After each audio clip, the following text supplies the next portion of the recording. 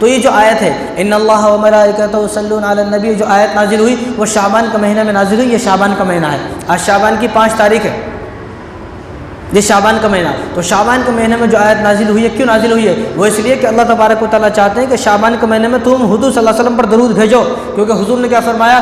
شعبان و شہری، کہ شعبان میرا مہینہ ہے۔ حضور نے فرمایا رجب اللہ کا مہینہ ہے، شعبان میرا مہینہ ہے، رمضان میری امت کا مہینہ ہے۔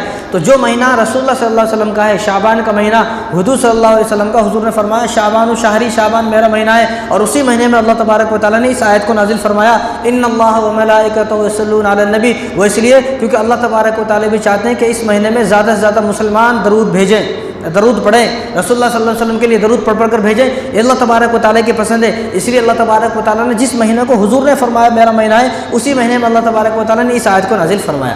صرف 50 مرتبہ اللہم صلی علی محمد پڑھنے میں کوئی 50 گھنٹے نہیں لگتے ہیں۔ تو حضور نے کیا ارشاد فرمایا؟ صرف 50 مرتبہ پڑھ لیتا ہے تو قیامت کے دن میں اس کو تلاش کروں گا، قیامت کے دن میں اس کو تلاش کروں گا اور اس سے مسافہ کروں گا۔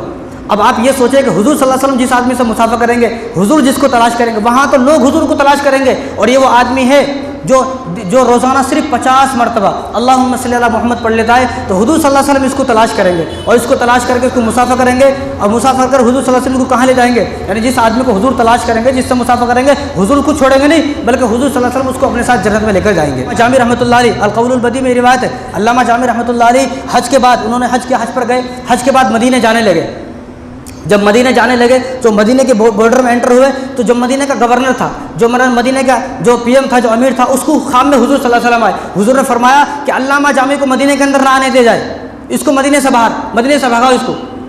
اب جو امیر تھا وہ صبح اٹھا، پوچھا علامہ جامع کون ہے، علامہ جامع کون ہے، معلوم ہو گیا تو ان کو مدینہ سے باہر، تم مدینہ میں آنا نہیں۔ صلی اللہ علیہ وسلم ارشاد فرمایا اگر میں نے اس لیے نہیں کہا کہ اس کو منع کیا کہ وہ کوئی مجرم ہے، کوئی وہ ڈاکو ڈکیت، اس لیے نہیں کہا، بلکہ میں نے اس لیے کہا کہ وہ اتنا درود پڑھتا ہے، اتنا درود پڑھتا ہے، اتنا درود پڑھتا ہے، 24 گھنٹے درود پڑھتا رہتا ہے۔ اگر وہ میری قبر کے پاس آ گیا تو مجھے قبر سے، اپنی قبر مبارک سے ہاتھ نکال کر اس سے مسافہ کرنا پڑے گا کے لیے۔ ہم بھی چاہتے ہیں کہ ہمارے والد صاحب ہمارے خواب میں آئے تو یہ کر سکتے ہیں، لیکن اب تمنا نہیں ہے والد صاحب کو خواب میں دیکھنے کی۔ کتنے لوگ مجھے ملے کہ ہمارے والد صاحب کو 50 سال ہو گئے، آج تک میرے خواب میں نہیں آئے۔ تیرے جیسے ظالم کے خواب میں تیرے والد صاحب آئیں گے بھی نہیں۔ عائشہ اگر کوئی آدمی صلی اللہ علیہ وسلم یا اللہم صلی درود پاک لکھ دیا، ایک پرچی میں لکھ دیا، جب تک یہ پرچی دنیا میں موجود رہے گی تب تک اللہ تبارک و تعالیٰ کی رحمتیں اس پر برستی رہیں گی اور فرشتے اس کے لیے مغفرت کی دعائیں کرتے رہیں گے اور اس کو عذاب نہیں دیا جائے گا۔ چاہے 100 سال ہو جائے، 1000 سال تک اگر یہ پرچی وہاں پر موجود ہے جس میں اس نے درود پاک لکھا ہے، حضور کا نام لکھا ہے، یہ نام کی برکت ہے، حضور کا نام لکھا ہے جس آدمی نے، چاہے یہ پرچی 1000 سال تک دنیا کے اندر موجود ہی، اس کو مر کے 1000 سال ہو گئے، 1000 سال تک بھی قبر کے کیڑے اس کو چھو نہیں سکتے۔ الحمدللہ وکفی وسلام علی عبادہ الذین اصطفی، اما بعد فاعوذ باللہ من الشیطان الرجیم، بسم اللہ الرحمن الرحیم۔ ان اللہ وملائکتہ یصلون علی النبی یا ایہا الذین آمنوا صلوا علیہ وسلموا تسلیما۔ وقال النبی صلی اللہ علیہ وسلم عن ابن مسعود رضی اللہ تعالی عنہ قال قال رسول اللہ صلی اللہ علیہ وسلم اولى الناس بی یوم القیامة اکثرهم علی الصلاة۔ وقال النبی صلی اللہ علیہ وسلم من صلی علی واحدة صلی اللہ علیہ عشرا، او کما قال علیہ الصلاة والسلام۔ میرے محترم دوستو، عزیز ساتھیو، اللہ تبارک و تعالیٰ نے قرآن کریم کے اندر فرمایا ان اللہ و ملائکتہ یصلون علی النبی، کہ اللہ اپنے بارے میں فرما رہے ہیں کہ میں اور میرے فرشتے دونوں رسول اللہ صلی اللہ علیہ وسلم پر رحمتیں بھیج رہے ہیں۔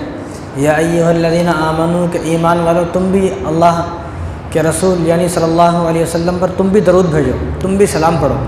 یہ کس کا حکم ہے؟ یہ اللہ کا حکم ہے، یہ کسی انسان کا حکم نہیں ہے بلکہ اللہ کا حکم ہے۔ کیوں؟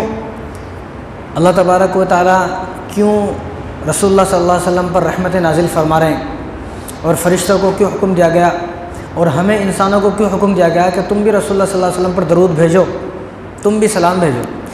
وہ اس لیے کہ اس دنیا میں کوئی آدمی اگر کسی سے محبت کرتا ہے تو ہر آدمی مطلب سے محبت کرتا ہے، حالانکہ وہ تو دور کی بات ہے، ایک باپ بھی اپنے بیٹے سے اور بیٹا بھی باپ سے مطلب کے لیے محبت کرتا ہے۔ اگر بیٹے کو ذرا ڈانٹ دیا جائے تو انہیں گھر چھوڑ کے چلا جاتا ہے، تو انہیں بھی محبت سے، بیوی ایک محبت بیوی کو بھی ایک مطلب ہے، اولاد کو بھی ایک مطلب ہے، رشتہ داروں کو مطلب ہے، بھائی بھائی کو مطلب ہے، یعنی دنیا میں جتنے بھی تعلقات ہیں وہ تعلقات سارے مطلب کی بنا پر ہیں، بنا مطلب کو کوئی تعلقات نہیں ہے۔ کوئی آدمی اگر ہم سے بات کر رہا ہے یا کچھ ہمارے ساتھ خیر خواہی کر رہا ہے تو اس کو کوئی مطلب ہے، لیکن اس دنیا میں ایک ہستی ایسی ہے کہ جن کو ہم سے بنا مطلب محبت تھی۔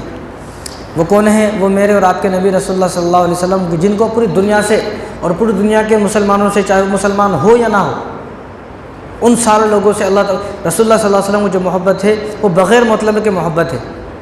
آپ صلی اللہ علیہ وسلم کو ہم سے کوئی مطلب نہیں ہے، ایسے نہیں کہ آپ صلی اللہ علیہ وسلم کو گئے ہوئے اس دنیا سے 1400 سال ہو گئے، ہم کیا فائدہ کر رہے ہیں؟ کچھ بھی فائدہ نہیں کر رہے، حضور چلے گئے۔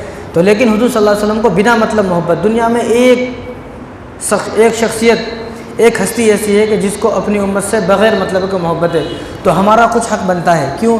کیونکہ ہمارے لیے جو سب سے بڑے محسن ہے وہ رسول اللہ صلی اللہ علیہ وسلم ہے۔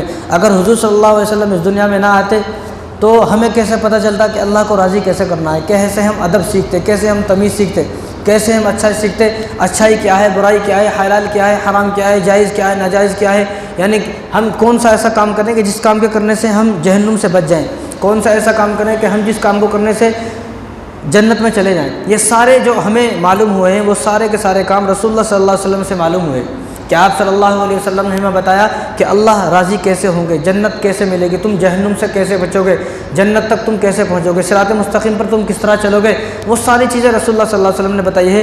کیوں؟ اور پوری زندگی گزارنے کا طریقہ، یعنی بچپن سے لے کر، بچپن میں جب ایک بچہ پیدا ہوتا ہے کس طرح اس کو اذان دی جاتی ہے اور اس کو ایک کان میں اذان اقامت دی جاتی ہے، وہ ساری چیزیں جو ہے رسول اللہ صلی اللہ علیہ وسلم نے بتائی ہیں۔ اس لیے کیا کہا میں نے کہ رسول اللہ صلی اللہ علیہ وسلم ہمارے سب سے بڑے محسن ہیں، حضور صلی اللہ علیہ وسلم سے بڑا ہمارے لیے کوئی محسن نہیں ہو سکتا۔ اور حضور صلی اللہ علیہ وسلم کے ہمارے اوپر اتنا احسان ہے کہ ہمارے سر کے جتنے بال ہیں ان بالوں کو ہم نے کبھی گنا نہیں، کہیں ان بالوں سے کہیں زیادہ رسول اللہ صلی اللہ علیہ وسلم کے ہم پر احسان ہے۔ کیوں؟ یہ ایسے نہیں بلکہ اللہ تبارک و تعالیٰ نے خود قرآن کریم کے اندر فرمایا لقد من اللہ علی المؤمنین، کہ میں اپنے نبی کو تمہارے اندر بھیج کر تم پر احسان کر رہا ہوں، یعنی رسول اللہ صلی اللہ علیہ وسلم کا اس دنیا پر آ جانا یہ ہمارے لیے احسان ہے۔ اللہ نے احسان جتایا، اللہ نے کتنے سارے نبیوں کو اس دنیا میں بھیجا، کبھی احسان نہیں جتایا، لیکن اللہ تبارک و تعالیٰ نے جب رسول اللہ صلی اللہ علیہ وسلم کو اس دنیا میں بھیجا تو احسان جتایا کہ لقد من اللہ علی المؤمنین، کہ میں تمہارے اوپر احسان کر رہا ہوں، رسول اللہ صلی اللہ علیہ وسلم کو بھیج کر احسان کر رہا ہوں۔ تو آپ صلی اللہ علیہ وسلم کے لیے ہمیں کچھ کرنا ہے، ہمارے اوپر کچھ حق ہیں، ہمارے اوپر کچھ حق ہے رسول اللہ صلی اللہ علیہ وسلم کے، ہمیں کرنا ہے۔ سب سے پہلے ہمیں رسول اللہ صلی اللہ علیہ وسلم پر ایمان لانا ہے۔ تمام دنیا کے جتنے بھی لوگ ہیں، جتنے بھی انسان ہیں، مرد ہو عورت ہو، تو تمام کو سب سے پہلا حق یہ ہے کہ رسول اللہ صلی اللہ علیہ وسلم پر ایمان لائے۔ دوسرا حق یہ ہے کہ ہم رسول اللہ صلی اللہ علیہ وسلم کا ادب کریں، اور تیسرا حق یہ ہے کہ ہم رسول اللہ صلی اللہ علیہ وسلم سے اپنی اولاد، اپنی جان اور اپنے مال، اپنے گھر، اپنی دولت، اپنی بیوی بچوں سے زیادہ محبت کریں رسول اللہ صلی اللہ علیہ وسلم سے، کیونکہ ہم اگر جہنم سے بچیں گے، ہمیں شفاعت نصیب ہوگی، ہمیں آب کوثر اگر نصیب ہوگا تو رسول اللہ صلی اللہ علیہ وسلم کی آب مبارک ہاتھوں سے آب کوثر ہمیں نصیب ہوگا، اور رسول اللہ صلی اللہ علیہ وسلم کی سفارش کی بنا پر ہم جنت میں داخل ہوں گے، کوئی اور رسول اللہ صلی اللہ علیہ وسلم کے علاوہ ہماری شفاعت نہیں کر سکتا۔ تو اس لیے ہمیں سب سے زیادہ محبت کرنا ہے اور رسول اللہ صلی اللہ علیہ وسلم سے محبت کرنا ہے، یہ ہمارے اوپر ایک حق ہے۔ اور ایک اور حق کیا ہے ہم رسول اللہ صلی اللہ علیہ وسلم کا ہمارے اوپر، کہ ہم رسول اللہ صلی اللہ علیہ وسلم کی اطاعت کریں، ان کی بتائے ہوئے طریقے پر چلے، انہوں نے جس طرح اپنے بتایا ہے کہ تم اس طریقے پر اپنی زندگی گزارو، ہمیں اسی طرح اپنی زندگی گزارنا ہے۔ اور ایک حق کیا ہے ہمارے اوپر کہ ہم اب صلی اللہ علیہ وسلم کی دین کی مدد کریں، دین کو پھیلائیں، دین کی نصرت کریں، اسلام کے بارے میں لوگوں کو بتائیں، اسلام کو جتنا زیادہ ہو سکے پھیلانے کی کوشش کریں۔ اور ایک حق یہ ہے کہ رسول اللہ صلی اللہ علیہ وسلم کے جو دوست ہیں ہمیں ان سے دوستی کرنا ہے، اور جو رسول اللہ صلی اللہ علیہ وسلم کے دشمن ہیں ہمیں ان سے دشمنی کرنا ہے۔ جو حضور کو معاذ اللہ حضور کی شان میں گستاخی کر رہے ہیں، نعوذ باللہ حضور صلی اللہ علیہ وسلم کو گالیاں دے رہے ہیں، حضور صلی اللہ علیہ وسلم کو برا بھلا بول رہے ہیں، صحابہ کو برا بھلا بول رہے ہیں، تو وہ حضور کا دشمن ہے۔ تو حضور کا دشمن ہمارا دشمن بھی ہونا چاہیے، اور جو حضور کے دوست ہیں، جو رسول اللہ صلی اللہ علیہ وسلم کی جو حضور کی سیرت کو بیان کرنے والے ہیں، جو لوگ رات دن رسول اللہ صلی اللہ علیہ وسلم کے بارے میں جو ہے بیان کرنے والے ہیں، ان کی زندگی کو ہمارے سامنے بتانے والے ہیں، تو ہمارا حق یہ ہے کہ یہ جو لوگ ہیں جو حضور صلی اللہ علیہ وسلم کی سیرت کو بیان کر رہے ہیں، یہ حضور کے دوست ہیں، تو ہم بھی ان سے دوستی کریں۔ اور ایک حق یہ ہے کہ ہم حضور صلی اللہ علیہ وسلم کے جو صحابہ ہیں، جو ساتھی ہیں، ان کا ادب کریں، جو جتنے بھی صحابہ ہیں ان صحابہ کی شان میں گستاخی نہ کرے، بلکہ ان کے ساتھ ادب کریں، ان کا ادب کریں، ان کا احترام کریں، جس طرح رسول اللہ صلی اللہ علیہ وسلم نے ان کو عزت دی ہے، ہم بھی ان کی عزت کریں، ہم بھی ان کا ادب کریں، ان کا احترام کریں۔ جب بھی صحابہ کا نام آئے تو ہماری نظر شرم سے جھک جانی چاہیے، تو وہ لوگ تو بڑے ذلیل ہیں، لعنت ہے ان لوگوں پر کہ جو لوگ صحابہ کو بھی معاذ اللہ گالیں دیتے ہیں، صحابہ کو برا بلا بولتے ہیں۔ تو ایسا نہیں، بلکہ حضور کا ایک حق یہ ہے کہ ہم صحابہ کا بھی ادب کریں، اور حضور کا ایک حق یہ ہے کہ ہم حضور صلی اللہ علیہ وسلم پر آنے والی جتنے بھی دشمنوں کے حملے ہیں ان تمام حملوں کا ہم دفاع کریں، حضور صلی اللہ علیہ وسلم کا دفاع کریں، ان تمام حملوں کا جواب دیں۔ اگر کوئی آدمی یہ بتاتا ہے کہ میں آخری نبی ہوں، تو ہمیں حضور صلی اللہ علیہ وسلم کا دفاع کرنا ہے، ہمیں کسی طرح اس کو ختم کرنا ہے کہ تو آخری نبی نہیں ہے، بلکہ حضور صلی اللہ علیہ وسلم جو آ چکے ہیں، جو ہمارے نبی، وہی ہمارے آخری نبی ہیں، تو ہمیں حضور کا دفاع کرنا ہے۔ تو ایسے بہت سارے حضور صلی اللہ علیہ وسلم کے حق ہیں، لیکن ان تمام حق کے بعد جو ہمارے اوپر حق ہے، جو میں آج بتانے والا ہوں، وہ یہ ہے کہ ہمارے اوپر جو سب سے بڑا حق رسول اللہ صلی اللہ علیہ وسلم کا ہے وہ یہ ہے کہ ہم حضور صلی اللہ علیہ وسلم پر درود بھیجیں، درود پڑھیں۔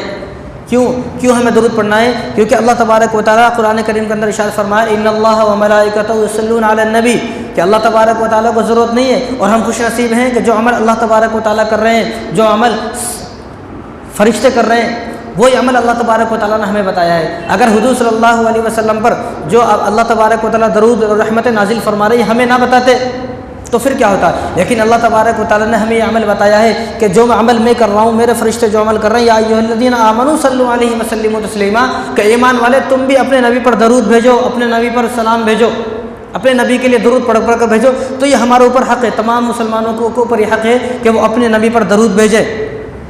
اور واحد ایک ایسا عمل ہے، یہ درود واحد عمل کہ جو اللہ بھی کر رہے ہیں، جو فرشتے بھی کر رہے ہیں، کہ یہ واحد ایسا عمل ہے کہ اس عمل میں بندہ اللہ کے ساتھ شریک ہو سکتا ہے۔ یعنی ہم نماز پڑھتے ہیں، اللہ نماز نہیں پڑھتا، ہم قربانی کرتے ہیں، فرشتے قربانی نہیں کرتا، فرشتے کون قربانی کرتے ہیں؟ ہم قرآن پڑھتے ہیں، فرشتے قرآن نہیں پڑھتے۔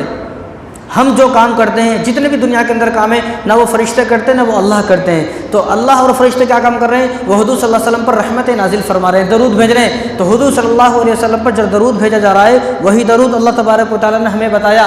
تو ہم کتنے خوش نصیب آدمی ہیں کہ ہمیں وہ بتایا۔ تو ہمارے اوپر حق یہ ہے، اور یہ واحد عمل ہے کہ جو اللہ بھی کر رہے ہیں، اللہ کے فرشتے بھی کر رہے ہیں، اور تمام مسلمان کو بھی یہ کرنا چاہیے۔ یعنی واحد عمل، ایک عمل ایسا ہے کہ جس میں اللہ بھی، اللہ کے فرشتے بھی، انسان بھی شامل ہے، ورنہ اس کے علاوہ کوئی ایسا عمل نہیں ہے۔ ہم قرآن پڑھ رہے ہیں، فرشتے تھوڑے قرآن پڑھتے ہیں، اللہ تھوڑے قرآن پڑھتے ہیں، اللہ کی ذات، اللہ کی ذات سے یہ قرآن نکل کر ہمارے پاس آ گیا، اب ہمارے اوپر حق ہے ہم اس قرآن کو پڑھ رہے ہیں۔ لیکن اللہ تبارک و تعالیٰ نے یہ بتایا ان اللہ و ملائکتہ یصلون علی النبی، کہ میرے اور فرشتے، میں اور میرے فرشتے بھی رسول اللہ صلی اللہ علیہ وسلم جو آخری نبی ہیں ان پر درود بھیج رہے ہیں۔ ایمان والو تم بھی ان پر سلام بھیجو، تم بھی ان پر رحمت ہے، تم بھی ان پر درود بھیجو۔ تو ہم کتنے خوش نصیب ہیں۔ تو یہ واحد عمل ہے، اس عمل کو اپنے ذہن میں رکھیں۔ اور دیکھو اللہ تبارک و تعالیٰ تو حضور صلی اللہ علیہ وسلم پر رحمت نازل فرما رہے ہیں، فرشتوں کے ذریعے سے بھی رحمت نازل فرمایا جا رہا ہے۔ لیکن اگر ہم اپنی خیر چاہتے ہیں، مسلمان اپنی خیر چاہتے ہیں، اپنا فائدہ چاہتے ہیں، اپنے گناہوں کو معاف کرانا چاہتے ہیں، اپنے حق میں اگر بھلائی چاہتے ہیں، تو مسلمانوں کو بھی چاہیے کہ وہ حضور صلی اللہ علیہ وسلم پر درود بھیجیں، درود پڑھیں حضور صلی اللہ علیہ وسلم پر۔ تو ایک بات یاد رکھیں کہ اللہ تبارک و تعالیٰ نے کسی امت کو نہیں کہا، کتنے سارے نبی آئے، کتنی امتیں آئی، کسی امت کو یہ نہیں کہا اللہ تبارک و تعالیٰ نے تم اپنے نبی پر، نہ کسی نبی کے بارے میں کہا کسی امت کو تو تم اس نبی پر یا اس نبی پر جو آخری آنے والا ہے، کسی کو نہیں کہا، بلکہ ہمیں کہا، صرف اس امت کو کہا کہ تم اپنے نبی پر درود بھیجو، کیونکہ ہم بھی اس نبی پر درود بھیجتے ہیں، ہم بھی اس نبی پر رحمت نازل فرماتے ہیں۔ تو یہ جو آیت ہے ان اللہ و ملائکتہ یصلون علی النبی، جو آیت نازل ہوئی وہ شعبان کے مہینے میں نازل ہوئی۔ یہ شعبان کا مہینہ ہے، آج شعبان کی 5 تاریخ ہے، یہ شعبان کا مہینہ۔ تو شعبان کے مہینے میں جو آیت نازل ہوئی ہے، کیوں نازل ہوئی ہے؟ وہ اس لیے کہ اللہ تبارک و تعالیٰ چاہتے ہیں کہ شعبان کے مہینے میں تم حضور صلی اللہ علیہ وسلم پر درود بھیجو، کیونکہ حضور نے کیا فرمایا؟ شعبان و شہری، کہ شعبان میرا مہینہ ہے۔ حضور نے فرمایا رجب اللہ کا مہینہ ہے، شعبان میرا مہینہ ہے، رمضان میری امت کا مہینہ ہے۔ تو جو مہینہ رسول اللہ صلی اللہ علیہ وسلم کا ہے، شعبان کا مہینہ حضور صلی اللہ علیہ وسلم کا، حضور نے فرمایا شعبان و شہری، شعبان میرا مہینہ ہے۔ اور اسی مہینے میں اللہ تبارک و تعالیٰ نے اس آیت کو نازل فرمایا ان اللہ و ملائکتہ یصلون علی النبی۔ وہ اس لیے کیونکہ اللہ تبارک و تعالیٰ بھی چاہتے ہیں کہ اس مہینے میں زیادہ سے زیادہ مسلمان درود بھیجیں، درود پڑھیں، رسول اللہ صلی اللہ علیہ وسلم کے لیے درود پڑھ کر بھیجیں۔ یہ اللہ تبارک و تعالیٰ کی پسند ہے، اس لیے اللہ تبارک و تعالیٰ نے جس مہینے کو حضور نے فرمایا میرا مہینہ ہے، اسی مہینے میں اللہ تبارک و تعالیٰ نے اس آیت کو نازل فرمایا۔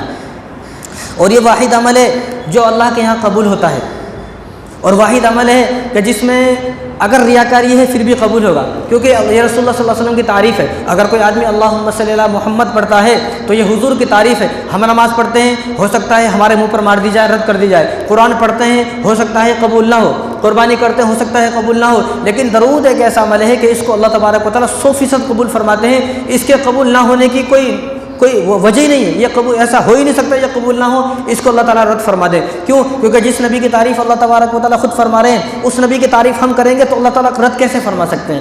اللہ تعالیٰ رد نہیں فرمائیں گے۔ تو اتنے سارے عملوں میں یہ واحد عمل ہے کہ جس عمل کو اگر ریا کے ساتھ بھی کیا جائے، کوئی دکھلاوے کے ساتھ بھی کرے، پھر بھی یہ عمل کو اللہ تبارک و تعالیٰ رد نہیں فرمائیں گے۔ وہ ایک ہی عمل ہے، وہ درود بھیجنا ہے کہ آپ اپنے نبی پر درود بھیجو، آپ اپنے نبی پر درود بھیجو۔ عبد الرحمن بن عوف رضی اللہ تعالیٰ عنہ فرماتے ہیں کہ مسند احمد کی روایت ہے کہ حضور صلی اللہ علیہ وسلم کے ساتھ میں ایک باغ میں گیا، تو حضور صلی اللہ علیہ وسلم نے ایک لمبا سجدہ کیا، وہاں پر باغ میں گئے اور بہت دیر تک سجدہ کیا۔ تو میں نے سوچا کہ ہو سکتا ہے حضور صلی اللہ علیہ وسلم کی جو روح پرواز کر گئی ہو، آپ صلی اللہ علیہ وسلم وفات پا کے اتنا لمبا سجدہ کیا، جو سجدے سے اٹھے آپ صلی اللہ علیہ وسلم کے پاؤں مبارک میں جو ہے ورم آ گیا۔ تو عبد الرحمن بن عوف فرماتے ہیں کہ میں نے پوچھا رسول اللہ میں تو ڈر گیا تھا کہیں ایسا نہ ہو آپ کی وفات ہو گئی ہو، آپ نے اتنا لمبا سجدہ کیوں کیا؟ تو حضور صلی اللہ علیہ وسلم نے ارشاد فرمایا کہ ابھی میرے پاس جبرائیل علیہ السلام آئے تھے ایک خوشخبری لے کر، ابھی جبرائیل آئے تھے ایک خوشخبری لے کر، انہوں نے فرمایا کہ آپ کا امتی جو ایک مرتبہ آپ پر درود بھیجے گا، ایک مرتبہ اللہم صلی علی محمد اتنا پڑھے گا، ایک مرتبہ، یہ خوشخبری جبرائیل صلی اللہ علیہ وسلم لے کر آئے۔ کہاں سے لے کر آئے جبرائیل صلی اللہ علیہ وسلم؟ اللہ کے پاس سے لے کر آئے، یعنی اللہ نے کہا، یہ بات اللہ نے کہی کہ آپ کو امتی جو ایک مرتبہ آپ پر درود بھیجے گا تو اس کو 4 انعام ملیں گے۔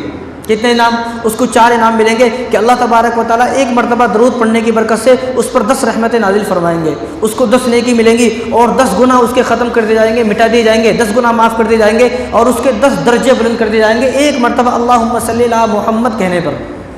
4 انعام، 40 چیزیں اس کو مل گئی، 4 انعام، 10 رحمتیں نازل، 10 نیکیاں اس کو مل گئی، 10 گناہ معاف ہو گئے اور 10 درجے اس کو بلند ہو گئے۔ تو کوئی نہیں چاہتا میرے درجے بلند ہو، کوئی نہیں چاہتا میرے گناہ معاف ہو، کوئی نہیں چاہتا کہ میری نیکی بڑھنے چاہیے، کوئی نہیں چاہتا کہ اللہ تبارک و تعالیٰ مجھ پر رحمتیں نازل فرمائے۔ تو ہمیں نسخہ مل گیا ہے گناہوں کو معاف کرانے کا، ہمیں نسخہ مل گیا ہے اپنی نیکیوں میں اضافہ کرنے کا، ہمیں نسخہ مل گیا ہے اپنے درجات کو جنت میں بلند کرنے کا۔ تو وہ نسخہ کیا ہے؟ وہ آسان سا نسخہ ہے کہ ہر مسلمان کو چاہیے کہ وہ درود شریف پڑھیں، کثرت سے پڑھیں، درود شریف پڑھیں گے تو یہ سب آپ کو ملے گا۔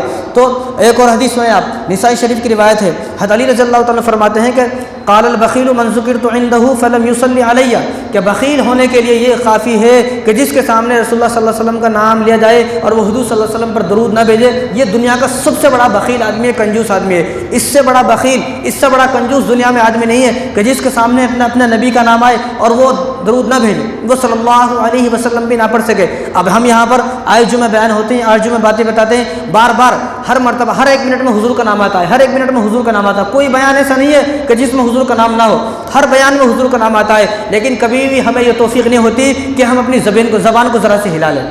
ہم خاموش بیٹھے رہتے ہیں بت کے جیسا، ایسا لگتا ہے کسی مورتی کو لا کر یہاں پر رکھ دیا ہے۔ تو ہمارے سامنے جب بھی اپنے نبی کا نام آئے تو حضور نے کیا فرمایا کہ وہ دنیا کا سب سے بڑا بخیل آدمی ہے۔ بخیل ہونے کے لیے اتنا ہی کافی ہے کہ جس کے سامنے حضور صلی اللہ علیہ وسلم کا نام نہ لے جائے اور وہ حضور پر درود نہ بھیجے۔ اور یہ درود بھیجنا، درود پڑھنا، یہ آپ صلی اللہ علیہ وسلم چاہتے ہیں کہ میرا امتی مجھ پر درود پڑھے، اس لیے تو حضور فرما رہے ہیں کہ جب بھی میرا نام آئے مجھ پر درود پڑھے۔ حضور کی پسند ہے اور اللہ تبارک و تعالیٰ کی پسند ہے، اور اللہ تبارک و تعالیٰ چاہتے ہیں کہ میں اپنے بندوں پر رحمت نازل فرماؤں، اور رسول اللہ صلی اللہ علیہ وسلم بھی چاہتے ہیں کہ میرے امتیوں پر رحمت نازل ہوں، رحمت نازل ہوں۔ کیونکہ جب درود پڑھیں گے اور جب درود حضور صلی اللہ علیہ وسلم کا نام آئے گا تو میرے اوپر درود بھیجیں گے تو اللہ تبارک و تعالیٰ ان پر رحمت نازل فرمائیں گے۔ اللہ بھی چاہتے ہیں، رسول اللہ بھی چاہتے ہیں، لیکن ہم نہیں چاہتے۔ کیوں؟ ہمیں کیوں پڑھنا ہے کہ ہم رسول اللہ صلی اللہ علیہ وسلم کے خادم ہیں، ہم حضور کے نوکر ہیں، ہم حضور کے غلام ہیں، تو ہمیں اپنی نوکری کو پورا کرنا ہے، اپنی نوکری کا حق ادا کرنا ہے، اپنے غلامی کا حق ادا کرنا ہے۔ جو غلام اپنی نوکری کرتا ہے، اپنے غلامی کا حق ادا کرتا ہے تو مالک اس سے خوش ہوتا ہے، آقا اس سے خوش ہوتا ہے، اور جو غلام اپنی غلامی پوری نہیں کرتا، اپنی نوکرانی کا حق ادا نہیں کر سکتا اور اپنی جو ہے وہ ڈمے مارتا ہے اور پورا کام نہیں کرتا تو مالک کبھی خوش نہیں ہوتا اس سے۔ تو ہمیں کیا کرنا ہے؟ ہم نوکر ہیں، حضور کے خادم ہیں، حضور کے غلام ہیں۔ جب بھی حضور کا نام آئے تو فوراً حضور صلی اللہ علیہ وسلم کا نام لیا جائے۔ اور یہ ترمذی شریف کی روایت ہے، کعب بن عجرہ رضی اللہ تعالیٰ عنہ فرماتے ہیں کہ جمعہ کا دن مسجد نبوی میں حضور صلی اللہ علیہ وسلم ممبر پر چڑھے تو حضور نے زور سے آمین کہا۔ تو صحابہ نے پوچھا کہ رسول اللہ آپ نے آمین کیوں کہا؟ تو حضور نے ارشاد فرمایا کہ میرے پاس جبرائیل صلی اللہ علیہ وسلم آئے تھے، انہوں نے فرمایا کہ اب برباد ہو جائے وہ آدمی، برباد ہو جائے۔ برباد کون؟ کہ برباد وہ آدمی جس کے پاس کچھ نہیں ہے، کپڑے نہیں ہے جس کے پاس پہننے کے لیے، گھر نہیں ہے رہنے کے لیے، بیوی نہیں ہے، بچے نہیں ہے، سب تھا لیکن صرف کسی نے چھین لیا کسی نے چھین لیا اور چھین کر اس کو قید خانے میں بند کر دیا، اس آدمی کو کہا جاتا ہے کہ یہ آدمی برباد ہے۔ تو حضور نے جبرائیل صلی اللہ علیہ وسلم نے کیا فرمایا کہ برباد ہو جائے وہ آدمی کہ جس آدمی کے سامنے آپ کا نام لیا جائے اور وہ آپ پر درود نہ بھیجے، وہ برباد ہو جائے۔ تو حضور صلی اللہ علیہ وسلم نے اس بات پر آمین کہا۔ حضور آمین نہیں کہنے والے تھے، لیکن جبرائیل صلی اللہ علیہ وسلم نے فرمایا اللہ کا حکم ہے کہ آپ آمین کہیں۔ تو حضور کا آمین کہنا اس کا مطلب یہ ہے کہ حضور صلی اللہ علیہ وسلم نے مہر لگا دی، یہ حضور کی مہر ہے کہ جس آدمی کے سامنے حضور صلی اللہ علیہ وسلم کا نام لیا جائے گا اور وہ آدمی حضور صلی اللہ علیہ وسلم پر درود نہ بھیجے، صلی اللہ علیہ وسلم اتنا بھی نہ بول سکے، تو فرمایا حضور صلی اللہ علیہ وسلم نے کہ وہ آدمی برباد ہو جائے۔ دنیا میں ہمیں وہ آدمی نظر نہیں آتا برباد ہوا، یہ کیسا برباد ہوگا، لیکن آخرت میں پتہ چلے گا جب اس کا نام عمل بالکل خالی ہوگا۔ اور شیخ عبدالحق محدث دہلوی رحمۃ اللہ علیہ نے لکھا ہے کہ حضرت آدم علیہ السلام کی شادی ہوئی۔ حضرت آدم علیہ السلام کہاں پیدا ہوئے؟ جنت میں پیدا ہوئے، اللہ تبارک و تعالیٰ نے اپنے ہاتھوں سے بنایا۔ جب ان کی شادی ہوئی حوا سے، تو حوا سے جب شادی ہو گئی تو وہ حضرت آدم علیہ السلام حضرت حوا کے پاس جا رہے تھے، تو اللہ تبارک و تعالیٰ نے ان کو روکا، اللہ نے ان کو روکا۔ تو اللہ سے حضرت آدم نے فرمایا کہ رسول اللہ، یا اللہ یہ تو میرے لیے بنائی گئی ہے نا، میری شادی ہوئی تو میں تو اس کے پاس جا سکتا ہوں۔ تو اللہ تبارک و تعالیٰ نے فرمایا کہ تم اس کے پاس جا سکتے ہو، لیکن تمہیں پہلے مہر ادا کرنا ہے، تمہیں مہر دینا ہے۔ وہاں تو جنت ہے، جنت میں سونا چاندی ہے، بھرا ہوا ہے جنت۔ تو فرمایا کہ میں کیا دوں؟ تو اللہ تبارک و تعالیٰ نے فرمایا، کس نے؟ اللہ نے۔ عجیب حدیث ہے، حضور اللہ تبارک و تعالیٰ نے ارشاد فرمایا کہ آخری نبی، آپ کے اولاد میں ایک آخری نبی آئیں گے جن کا نام محمد ہوگا، احمد ہوگا، آپ ان پر 20 مرتبہ درود پڑھ دیں، بس یہ آپ کا مہر ہے۔ کتنے مرتبہ؟ 20 مرتبہ درود پڑھ دیں۔ یہ دنیا کا پہلا انسان ہے، یہ دنیا کی پہلی شادی ہے، دنیا کے پہلے انسان کو یہ حکم ہوا کہ درود پڑھیں۔ دنیا کی پہلی شادی جو ہے اس کا مہر، پہلی شادی دنیا کی جو ہے اس کا مہر کیا ہے؟ درود، اس کا مہر ہے۔ تو حضرت آدم علیہ السلام نے 20 مرتبہ اللہم صلی علی محمد پڑھا، 20 مرتبہ درود پڑھا، تو اللہ تبارک و تعالیٰ نے فرمایا کہ تمہارا مہر ادا ہو گیا، اب تم اپنی بیوی کے پاس جا سکتے ہو۔ لیکن ہمیں حکم دیا جا رہا ہے، اور اب مجلس ہے، جس سے یہاں پر ایک مجلس لگی ہوئی ہے اور یہاں پر جمعہ بیٹھے ہیں، تو جب پہلی مرتبہ بیان کرنے والا کوئی بھی آدمی ہے، جب اس کی زبان سے پہلی مرتبہ نکلے گا صلی اللہ علیہ وسلم، یعنی حضور کا جب بھی نام نکلے گا تو سب پر اس کا جواب دینا واجب ہے، اس کے بعد مستحب ہے۔ یعنی 1 گھنٹے کا بیان ہے، 1 گھنٹے کے بیان میں جب پہلی مرتبہ حضور کا نام آئے گا تو اس پہلی مرتبہ میں جواب دینا اور حضور صلی اللہ علیہ وسلم پر درود بھیجنا یہ واجب ہے۔ اس کے بعد کوئی آدمی اس کے بعد بھیجنا چاہیے، اس کے بعد مستحب ہے بھیجنا، اس کے بعد واجب نہیں ہے بلکہ مستحب ہے، بھیجنا چاہیے۔ بھیجیں گے تو اس کے 10 گناہ معاف ہوں گے، اس کو 10 نیکیاں ملیں گی، 10 رحمتیں اس پر نازل ہوں گی، اور 10 درجے اس کے اللہ تبارک و تعالیٰ بلند فرمائیں گے۔ اور ابن ماجہ کی روایت ہے، حضرت جابر رضی اللہ تعالیٰ فرماتے ہیں کہ جب تک آدمی، حضرت صلی اللہ علیہ وسلم نے ارشاد فرمایا کہ جب تک آدمی درود شریف پڑھتا رہتا ہے، جب تک آدمی درود پاک پڑھتا رہتا ہے تو اللہ اور اللہ کے فرشتے اس کے لیے مغفرت کی دعائیں کرتے رہتے ہیں، اللہ کی رحمتیں اس پر نازل ہوتی رہتی ہیں۔ تو آگے حضور صلی اللہ علیہ وسلم نے ارشاد فرمایا تم چاہو تو اپنے لیے ان چیزوں کو کم کر لو، تم چاہو تو زیادہ کر لو۔ یعنی رسول اللہ صلی اللہ علیہ وسلم نے کیا ارشاد فرمایا کہ جو آدمی جتنی دیر تک درود پڑھتا رہتا ہے فرشتے اس کے لیے رحمت کی دعائیں کرتے ہیں، مغفرت کی دعائیں کرتے ہیں، اور اللہ تبارک و تعالیٰ اس پر رحمتیں نازل فرماتے ہیں۔ اب حضور نے کیا ارشاد فرمایا؟ تمہارا دل چاہتا ہے تم زیادہ کر لو، تمہارا دل چاہتا ہے تو تم کر لو، اب کم کر لو۔ تو کون نہیں چاہتا؟ سب چاہتے ہیں کہ میرے اوپر اللہ تبارک و تعالیٰ کی رحمتیں زیادہ سے زیادہ برسے، سب یہ چاہتے ہیں۔ اور نسائی شریف کی روایت ہے، ابو طلحہ رضی اللہ تعالیٰ فرماتے ہیں ایک دن رسول اللہ صلی اللہ علیہ وسلم کو میں نے دیکھا کہ آپ بڑے خوش ہیں، آپ مسکرا رہے ہیں، اور آپ اتنا مسکرا رہے ہیں کہ آپ کی جو داڑھ مبارک ہے وہ داڑھ بھی نظر آنے لگی، آپ زور زور سے مسکرا رہے ہیں۔ تو ابو طلحہ فرماتے ہیں کہ میں نے پوچھا رسول اللہ آپ کے مسکرانے کی وجہ کیا ہے، آپ کیوں مسکرا رہے ہو؟ تو حضور صلی اللہ علیہ وسلم نے ارشاد فرمایا کہ ابھی جبرائیل علیہ السلام میرے پاس آئے تھے۔ ابھی کون آئے؟ جبرائیل علیہ السلام میرے پاس آئے اور انہوں نے فرمایا کہ آپ کی رضا کے لیے، آپ کے راضی ہونے کے لیے کافی نہیں ہے کہ آپ کا امتی آپ پر 1 مرتبہ درود بھیجے گا تو اللہ تبارک و تعالیٰ اس پر 10 رحمتیں نازل فرمائیں گے، اس کو 10 نیکیاں ملیں گی اور 10 گناہ اس کے معاف کر دیے جائیں گے، اور اس کو 10 درجے بلند کر دیا جائے گا، اس کے 10 درجے بلند کر دیے جائیں گے کہ آپ کے راضی ہونے کے لیے کافی نہیں ہے۔ اور حضور صلی اللہ علیہ وسلم فرمایا کہ یہ میں جبرائیل صلی اللہ علیہ وسلم سے میں نے ابھی سنا ہے، بس وہ سن کر میں مسکرا رہا ہوں۔ کتنی بڑی بات ہے، کتنی دیر لگتی ہے درود پڑھنے میں صلی اللہ علیہ وسلم، اللہم صلی علی محمد، کتنی دیر لگتی ہے؟ 2-4 گھنٹے نہیں لگتے۔ یہ ہمارے اوپر حق ہے حضور کا کہ ہم حضور صلی اللہ علیہ وسلم پر درود بھیجیں۔ اور آگے فرمایا، مصنف عبدالرزاق کی روایت ہے، اب حدیثیں سنتے جائیں تو حضور صلی اللہ علیہ وسلم ارشاد فرمایا کوئی آدمی 1 مرتبہ اللہم صلی علی محمد اتنا پڑھتا ہے 1 مرتبہ تو قیامت کے دن اس کو کتنا ثواب ملے گا معلوم؟ جتنا احد پہاڑ مدینہ کے اندر ہے۔ مدینہ کے اندر کتنا بڑا احد پہاڑ ہے، اتنا زیادہ اس کو ثواب ملے گا، اتنا زیادہ اس کو بھر کے ثواب دیا جائے گا۔ اب یہ تو ایک مرتبہ پڑھنے کا ہے، اگر کوئی آدمی 1000 مرتبہ پڑھے گا تو اس کو 1000 پہاڑ کے برابر ثواب ملے گا، 1,00,000 مرتبہ پڑھے گا تو اس کو 1,00,000 مرتبہ جو ہے وہ پہاڑوں کا 1,00,000 پہاڑوں کا اس کو ثواب ملے گا۔ لیکن اب آپ کی مرضی ہے کہ آپ اپنے لیے زیادہ پہاڑ کے برابر ثواب حاصل کرنا چاہتے ہو یا کم حاصل کرنا چاہتے ہو۔ اسی طرح ترمذی شریف کی روایت ہے، ابو ہریرہ رضی اللہ عنہ فرماتے ہیں کہ رسول اللہ صلی اللہ علیہ وسلم نے ارشاد فرمایا کہ ان اول الناس بی یوم القیامت اکثرهم علی الصلاۃ، کہ میرے نزدیک قیامت کے دن میرے سب سے نزدیک وہ آدمی ہوگا جو مجھ پر سب سے زیادہ درود شریف پڑھتا ہوگا۔ جب نفسی نفسی کا عالم ہوگا، جب لوگ سہارا ڈھونڈ رہے ہوں گے، جب لوگ یہ سوچ رہے ہوں گے کہ میری کوئی سفارش کرے، میری کوئی شفاعت کرے، میرا ہاتھ پکڑ کر کوئی جنت میں لے جائے، اور سورج ایک ہاتھ اوپر ہوگا، نفسی نفسی کا عالم ہوگا، لوگ بھاگ رہے ہوں گے، ایک دوسرے کو پہچانے رہے ہوں گے، تو حضور صلی اللہ علیہ وسلم نے ارشاد فرمایا کہ اول الناس بی یوم القیامت اکثرهم علی الصلاۃ، کہ دنیا کے اندر جو جتنا زیادہ درود شریف پڑھے گا، درود پاک پڑھے گا، میرے اوپر درود بھیجے گا، وہ قیامت کے دن وہ میرے اتنے ہی قریب ہوگا۔ اب آپ یہ سوچیں کہ جو حضور کے جتنا زیادہ قریب ہوگا اس کو نفسی نفسی کا عالم کچھ بھی ہے لیکن اس کو کوئی کرنا نہیں ہے، اس کو کوئی ڈرنے کی ضرورت نہیں ہے، نفسی نفسی کا عالم ہے لیکن دوسرے لوگوں کے لیے اس کے لیے کوئی نفسی نفسی کا عالم نہیں ہے، کیونکہ یہ حضور صلی اللہ علیہ وسلم کے قریب ہے۔ تو ہمیں شفاعت چاہیے، حضور صلی اللہ علیہ وسلم کے مبارک ہاتھوں سے کوثر چاہیے، آب کوثر چاہیے، اور بخشش چاہیے، مغفرت چاہیے، جنت چاہیے، تو ہم کیا کریں؟ ہم زیادہ سے زیادہ درود پڑھنے والے بنیں، زیادہ سے زیادہ۔ اور آگے آپ سنیں کہ رسول اللہ صلی اللہ علیہ وسلم نے ارشاد فرمایا جب کوئی ایک آدمی ایک مرتبہ اللہم صلی علی محمد یعنی درود پاک پڑھتا ہے تو ایک فرشتہ ہے جنت کے سمندر میں، کہاں ہے؟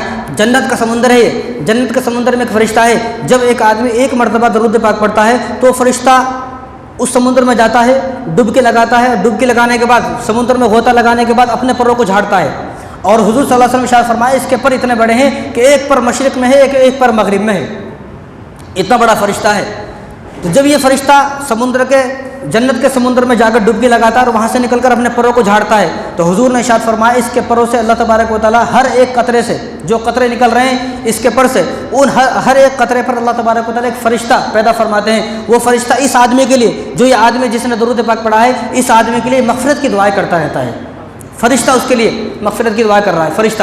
اب آپ یہ سوچیں کہ یہ ایک مرتبہ، کوئی آدمی ایک مرتبہ پڑھے گا تو وہ فرشتہ ایک مرتبہ جائے گا، کوئی آدمی 1000 مرتبہ درود پاک پڑھے گا تو وہ فرشتہ 1000 مرتبہ جائے گا، تو آپ کتنے فرشتے اپنے لیے پیدا کرا سکتے ہو اور کتنے فرشتے آپ کے لیے مغفرت کی دعائیں کر سکتے ہیں، یہ اب آپ کے اوپر ہے، آپ کی مرضی ہے۔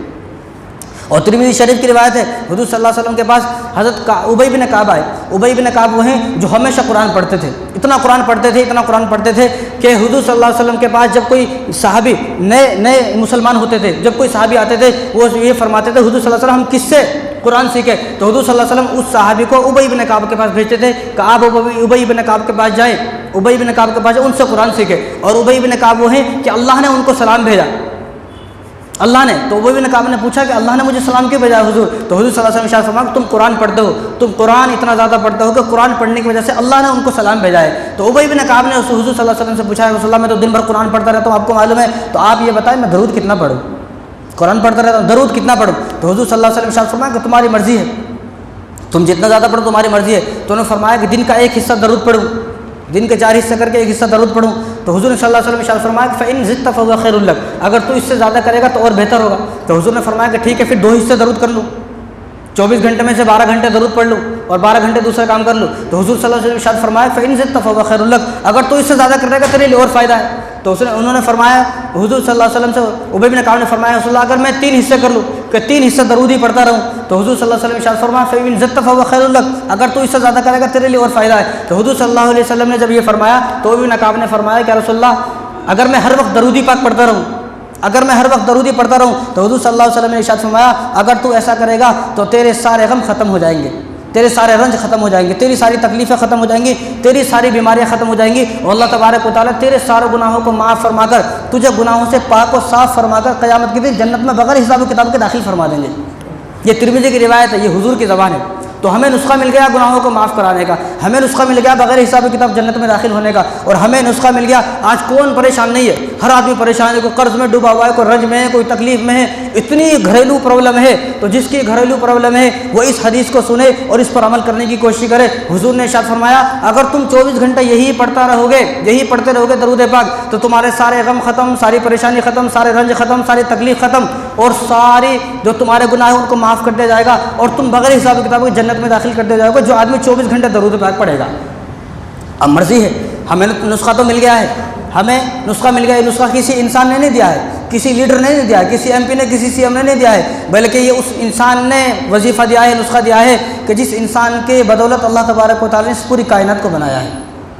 تو اب ہماری مرضی ہے، اور حضور صلی اللہ علیہ وسلم ارشاد فرمائے، ابن ماجہ کی روایت ہے کہ جو دنیا کے اندر درود پاک پڑھنا بھول جائے گا، قیامت کے دن وہ بھٹکتا رہے گا لیکن اس کو جنت کا راستہ نہیں ملے گا۔ وہ چاہے گا میں جنت میں پہنچوں، لیکن انجان آدمی ہے، انجان آدمی کو یہاں سے اٹھا کر جو ہے بمبئی چھوڑ دیا، اب اس کو معلوم ہے مجھے کہاں جانا ہے، تو وہ پورے دن بھٹکتا رہے گا۔ اس کو ایڈریس بھی بتا دیا، لیکن جب اس کو پتہ نہیں ہے ایڈریس کہاں ہے، راستہ نہیں مل رہا، تو وہ کیسے پوچھے گا؟ اس لیے حضور نے کیا ارشاد فرمایا، جو آدمی دنیا کے اندر درود پاک نہیں پڑھے گا، دنیا کے اندر درود پاک پڑھنا بھول جائے گا، تو قیامت کے دن وہ آدمی جنت کا راستہ بھی بھول جائے گا۔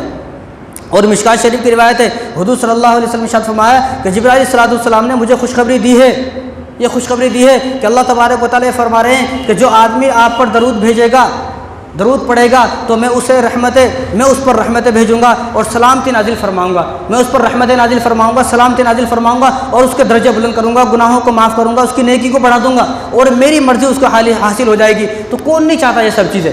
یہ سب چیزیں ہر انسان چاہتا ہے، ہر مسلمان چاہتا ہے۔ تو ہمیں نسخہ مل گیا اللہ کو راضی کرنے کا، گناہوں کو معاف کرانے کا، ہر چیز کا، اپنی رنج اور تکلیف کو، گناہوں کو، یعنی ساری چیزوں کو حل، یہ جو ساری چیزوں کا جو حل ہے وہ ایک درود پاک ہے جو ہمیں مل گیا ہے۔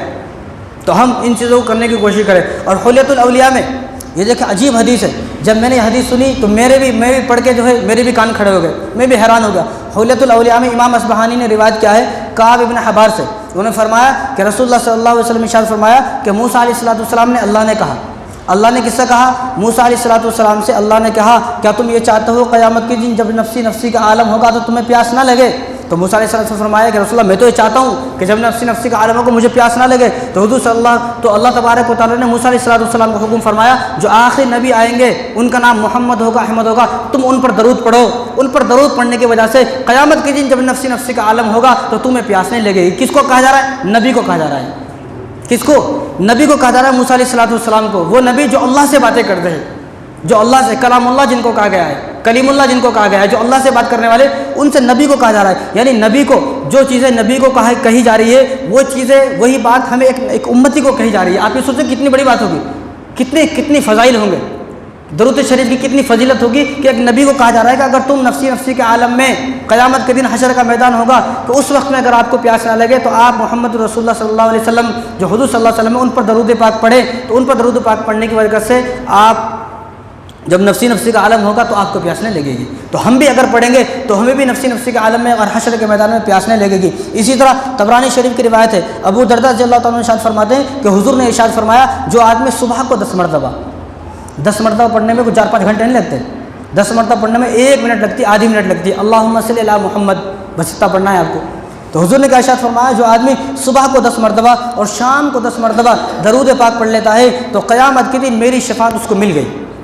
یہ نہیں کہا مل جائے گی، حضور نے ارشاد فرمایا اس کو مل گئی، میری شفاعت اس کو مل گئی، یعنی اس کو جنت مل گئی۔ حضور صلی اللہ علیہ وسلم اس کا ہاتھ پکڑ کے جنت میں لے کر جائیں گے۔ اور مسند احمد کی روایت ہے، رویفی بن ثابت رضی اللہ تعالیٰ عنہ صحابی ہیں، تو انہوں نے فرمایا کہ رسول اللہ صلی اللہ علیہ وسلم نے مجھے ایک عجیب درود پاک بتایا۔ حضور صلی اللہ علیہ وسلم نے، رویفی بن ثابت رضی اللہ تعالیٰ صحابی ہیں، تو انہوں نے کیا فرمایا کہ مجھے حضور صلی اللہ علیہ وسلم نے ایک عجیب درود بتایا کہ جو آدمی، حضور نے ارشاد فرمایا اگر جو آدمی اس درود پاک کو 1 مرتبہ پڑھ لیتا ہے، 1 مرتبہ نہیں بلکہ صبح کو 10 مرتبہ اور شام کو 10 مرتبہ اس درود پاک کو پڑھ لیتا ہے کوئی آدمی، تو اس کو میری شفاعت یہ سمجھو دنیا میں ہی مل گئی، دنیا میں ہی مل گئی، قیامت کے دن میں اس کا ہاتھ پکڑ کے جنت میں لے کر جاؤں گا۔ اس لیے وہ جو صحابی تھے وہ ہمیشہ خوش رہتے تھے، حضور صلی اللہ علیہ وسلم کی وفات کے بعد بھی خوش رہتے تھے۔ جب دوسرے صحابی اور تابعین جب ان سے پوچھتے تھے تو سب کو یہ حدیث پڑھ کر بتاتے تھے مجھے حدیث یاد ہے، مجھے یہ درود یاد ہے، میں اس درود کو پڑھتا ہوں، مجھے دنیا میں ہی حضور صلی اللہ علیہ وسلم کی شفاعت مل گئی۔ جو آدمی صبح کو 10 مرتبہ اور شام کو 10 مرتبہ یہ پڑھ لے کہ اللہم صلی علی محمد وانزلہ المقعد المقرب عندک یوم القیامہ، بس اتنا، اللہم صلی علی محمد وانزلہ المقعد المقرب عندک یوم القیامہ، اگر آپ کو سمجھ میں نہیں آ رہا آپ ویڈیو دیکھ لیں بعد میں، شام میں 8 بجے جب ویڈیو آئے گی تو آپ ویڈیو دیکھ لیں، آپ اس درود کو یاد کر لیں۔ حضور نے کیا ارشاد فرمایا، جو آدمی صبح کو 10 مرتبہ شام کو 10 مرتبہ درود پاک پڑھ لیتا ہے، دنیا میں ہی میری شفاعت اس کو مل گئی۔ یعنی دنیا میں ہی آدمی ہے، سامنے ہے، لیکن یہ جنتی آدمی ہے، اس آدمی کو کوئی عام آدمی نہیں کہا جائے گا، بلکہ اس آدمی کو جنتی آدمی کہا جائے گا۔ اسی طرح القول البدی میں یہ روایت موجود ہے، حضور صلی اللہ علیہ وسلم نے ارشاد فرمایا کہ روزانہ جو آدمی 50 مرتبہ درود پاک پڑھ لیتا ہے، صرف 50 مرتبہ، اللہم صلی علی محمد پڑھنے میں کوئی 50 گھنٹے نہیں لگتے ہیں، تو حضور نے کیا ارشاد فرمایا صرف 50 مرتبہ پڑھ لیتا ہے تو قیامت کے دن میں اس کو تلاش کروں گا، قیامت کے دن میں اس کو تلاش کروں گا اور اس سے مسافہ کروں گا۔ اب آپ یہ سوچیں کہ حضور صلی اللہ علیہ وسلم جس آدمی سے مسافہ کریں گے، حضور جس کو تلاش کریں گے، وہاں تو لوگ حضور کو تلاش کریں گے، اور یہ وہ آدمی ہے جو روزانہ صرف 50 مرتبہ اللہم صلی علی محمد پڑھ لیتا ہے، تو حضور صلی اللہ علیہ وسلم اس کو تلاش کریں گے اور اس کو تلاش کر کے اس کو مسافہ کریں گے، اور مسافہ کر حضور صلی اللہ علیہ وسلم کو کہاں لے جائیں گے؟ یعنی جس آدمی کو حضور تلاش کریں گے، جس سے مسافہ کریں گے، حضور کو چھوڑیں گے نہیں، بلکہ حضور صلی اللہ علیہ وسلم اس کو اپنے ساتھ جنت میں لے کر جائیں گے۔ اور طبرانی شریف کی روایت ہے، اگلی حدیث سنیں آپ، حضور صلی اللہ علیہ وسلم نے ارشاد فرمایا جو آدمی روزانہ 100 مرتبہ درود پاک پڑھے، روزانہ 100 مرتبہ درود پاک پڑھے، تو حضور صلی اللہ علیہ وسلم نے ارشاد فرمایا کہ اس کا حشر قیامت کے دن شہیدوں کے ساتھ ہوگا، اور اللہ تبارک و تعالیٰ نے اس کو جہنم سے بری فرما دیا۔ دنیا میں ہی کتنی دیر لگتی ہے 100 مرتبہ پڑھنے میں؟ آپ 100 مرتبہ پڑھیں گے تو 5 منٹ بھی، اس لیے میں آئے جو میں چلاتا رہتا ہوں، چیختا رہتا ہوں، میری ہماری بات کسی کو سمجھ میں نہیں آتی، ہمارے جو میں چلاتے رہتا ہوں، میں درود پاک پڑھیں، جمعے کے بعد جمعے کے دن چوروں کی طرح نہ آئے، مہمانوں کی طرح نہ آئے، جمعے کے دن ایک دن ہوتا ہے ہمیں، ایک دن، اس ایک دن میں ہم چوروں کی طرح آتے ہیں، 1 منٹ پہلے مول صاحب بہت لمبا کھینچتے ہیں، جانے کی ضرورت نہیں ہے، صرف 1:30 کو جائیں گے، 2 رکعت نماز پڑھ کے بھاگ جاتا ہوں، ٹھیک ہے، پھر آپ پچھتاؤ گے۔ اب جو آئے ہیں یہاں پر بیٹھے خوش نصیب ہو، یہ باتیں سن لیے آپ عمل کر سکتے ہیں، جو نہیں آیا وہ بد نصیب ہے، وہ ان باتوں سے محروم ہو گیا۔ تو اس لیے آپ کو یہ باتیں بتائی جاتی ہیں تاکہ آپ کی آخرت بنے۔ یہ نہیں ہے کہ ہم ان باتوں کو بتا رہے ہو تو آپ یہاں سے جانے کے بعد 1,000 کے نوٹ ہمارے اکاؤنٹ میں ڈالو گے، بتاؤ کون ڈالتا ہے؟ لیکن آپ کی آخرت کے لیے یہ باتیں بتائی جاتی ہیں، لیکن وہ باتیں بھی سمجھ میں نہیں آتی، تو آدمی یہ سوچتا ہے کہ میں جمعے کو جاؤں گا، ہو سکتا ہے 1,500 روپے مول صاحب مجھ سے لے لے، اس لیے میں کب جاؤں گا؟ نماز ٹھہرنے کے بعد جاؤں گا، 5 منٹ میں بھاگ کر جاؤں گا۔ یہ آپ کے فائدے کے لیے باتیں بتائی جاتی ہیں، یہ باتیں تو ہمیں معلوم ہے، ہمیں تو یہ باتیں معلوم ہے، صرف آپ کو بتانے کے لیے یہاں پر لوگوں کو جمع کیا جاتا ہے، لوگوں کو بلایا جاتا ہے تاکہ سب کی آخرت بن جائے۔ ہماری فکر یہ نہیں ہے کہ ہمارے اکاؤنٹ بھریں، ہمارا اکاؤنٹ میں پیسے ڈالے لوگ، کوئی بھی نہیں ڈالتے۔ جب بھی ہم ان باتوں کو بتاتے ہیں، ہماری تمنا اور ہماری خواہش، ہماری آرزو یہ ہے کہ کسی طرح یہاں بیٹھنے والوں کی، جتنے لوگ یہاں بیٹھنے والے ہیں ہمارے سامنے، ان کی آخرت بن جائے، کسی طرح یہ آخرت کے لیے اپنی نیکیاں جمع کر لے۔ لوگ آپ دنیا میں کہیں بھی جائیں آپ کو بتائیں گے کہ آپ کو پیسہ کتنا زیادہ کمانے کا ہے، کون سا کاروبار ایسا ہے جس سے پیسے زیادہ آتے ہیں، کون سی دکان ایسی ہے کہ جس سے پیسے زیادہ آتے ہیں، لیکن یہاں یہ نہیں بتایا جاتا آپ کو، کسی کاروبار کے بارے میں آپ کو کبھی نہیں بتایا جائے گا آپ یہ کاروبار کریں، یہاں آپ کو بتایا جاتا ہے آخرت کے بارے میں کہ آپ کو آخرت کا مالدار کیسے بننا ہے، اس لیے آپ کو بلایا جاتا ہے۔ تو جو آئیں گے فائدے میں رہیں گے، ان چیزوں کو سنیں گے، نہیں آئیں گے تو جانے دو۔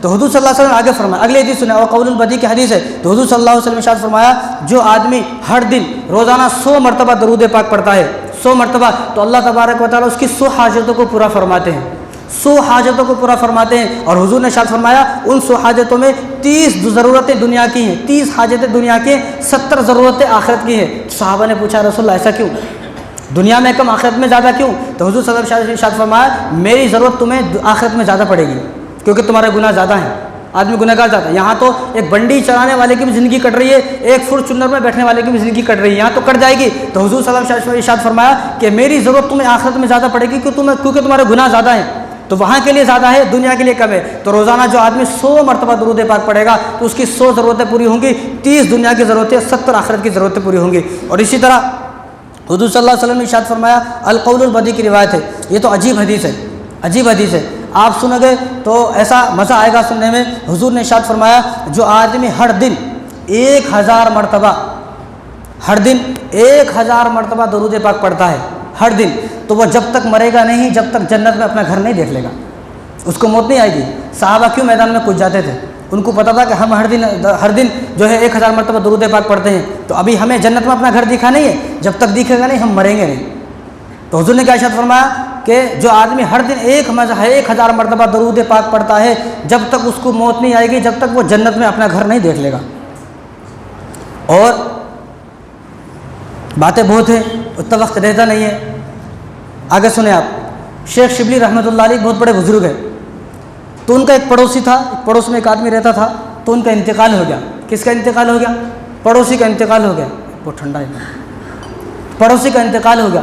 تو پڑوسی کے انتقال کے بعد انہوں نے اس کو خواب میں دیکھا، وہ آدمی جنت میں ہے، کہاں ہے؟ جنت میں ہے۔ تو اس سے پوچھا کہ تمہاری بخشش کیسے ہوئی؟ لوگ پوچھتے ہیں، اب تو تمنا ہی نہیں ہے کسی کو دیکھنے کی، وقت میں برکت ہوگی وہ بھی میں آپ کو بتاؤں گا آگے۔ تو انہوں نے پوچھا کہ تم جنت میں کس طرح ہو، کس طرح گئے، کیا کیا اعمال ہیں، کیا ہے؟ تو انہوں نے فرمایا کہ میں جب میرا انتقال ہو گیا قبر میں مجھے لٹا دیا گیا، جب منکر نکیر کے فرشتے منکر نکیر جب میرے پاس آئے سوالات کے لیے تو میں سب کچھ بھول گیا، مجھے کچھ یاد ہی نہیں آیا۔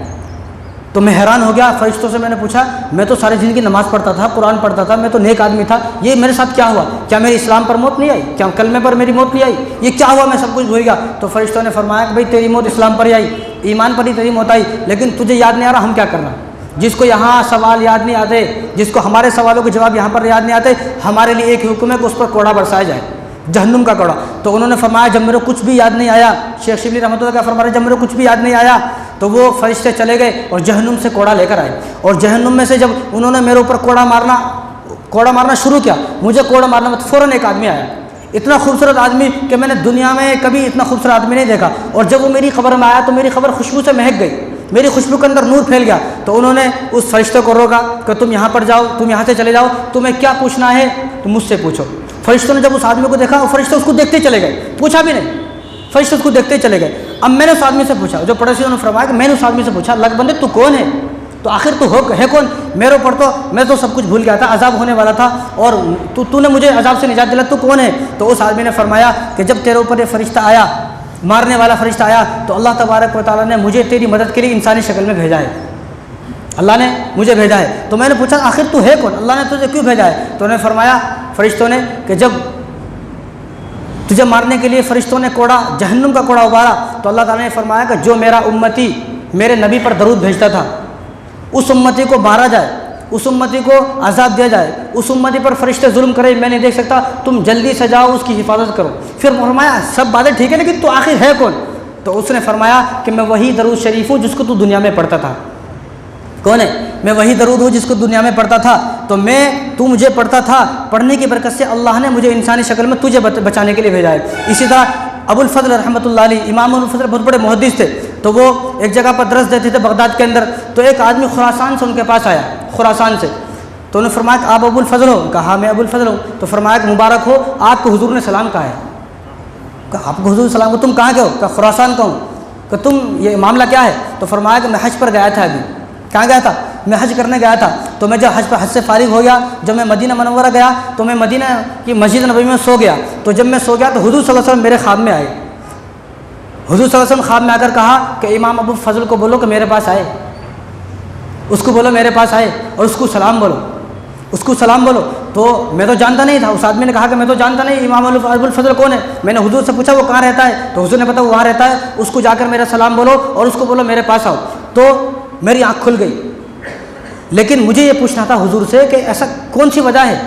تو میں دوسرے دن سویا، دوسرے دن میرے خواب میں حضور آئے، تو میں نے حضور نے مجھے ڈانٹا تو گیا کیوں نہیں؟ تو حضور نے فرمایا کہ حضور میں جانے والا تھا لیکن میں اس لیے نہیں گیا، آپ یہ تو بتائیں کہ کس عمل کی وجہ سے آپ ابو الفضل کو اپنے پاس بلانا چاہتے ہیں، آپ ابو الفضل کو سلام بھیج رہے ہیں، کس عمل کی وجہ سے، ایسا کون سا عمل ہے؟ تو حضور صلی اللہ علیہ وسلم ارشاد فرمایا وہ ایک درود پڑھتے ہیں، وہ ایک درود پڑھتے ہیں اور مجھے اتنا پسند ہے، وہ درود اتنا پسند ہے، اس درود کی بنا پر، اس درود کی برکت سے میں ان کو سلام بھیجا رہا ہوں، ان کو اپنے پاس بلا رہا ہوں۔ وہ درود کیا ہے؟ بالکل آسان درود ہے کہ اللہم صلی علی محمد النبی الامی وعلی آلہ محمد جزا اللہ محمد صلی اللہ علیہ وسلم عنا ما هو اہلہ، کہ یہ درود ہے۔